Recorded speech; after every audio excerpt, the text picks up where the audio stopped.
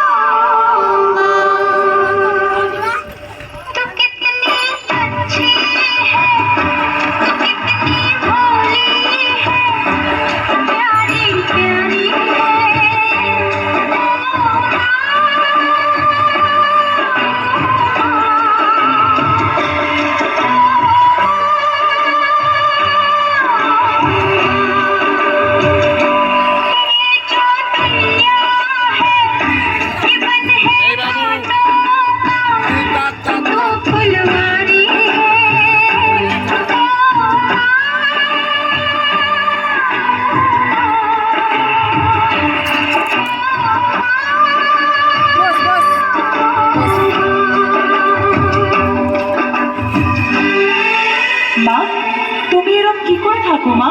তোমার কি কখনো রাগ অভিমান হয় না? সোনা, সব সময় জানবে যে সয় সেই রয়।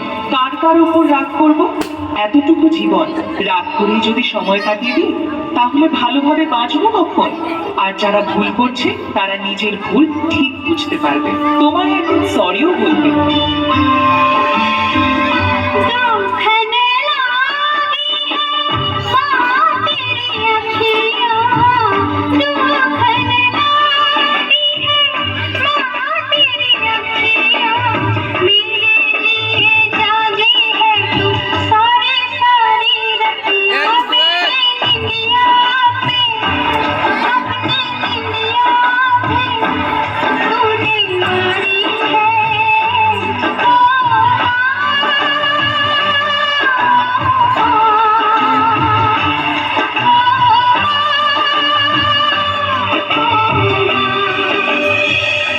মাই হলো সর্বশ্রেষ্ঠ শিক্ষিকা।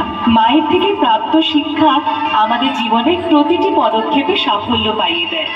মায়েদের চিন্তা ভাবনা খুব সরল, কিন্তু এই শিক্ষাই হয়ে দাঁড়ায় আমাদের জীবন দর্শন।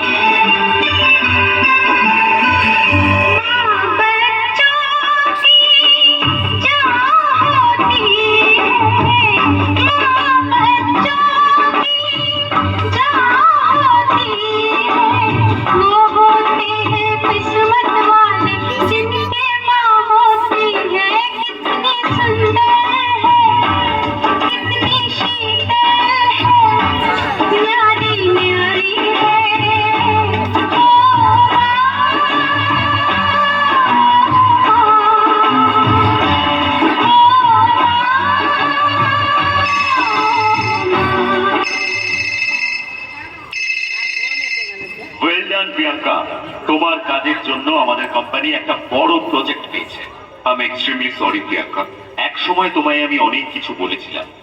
আজ তোমার জন্যই কোম্পানিটা বাঁচলো। Thank you so much.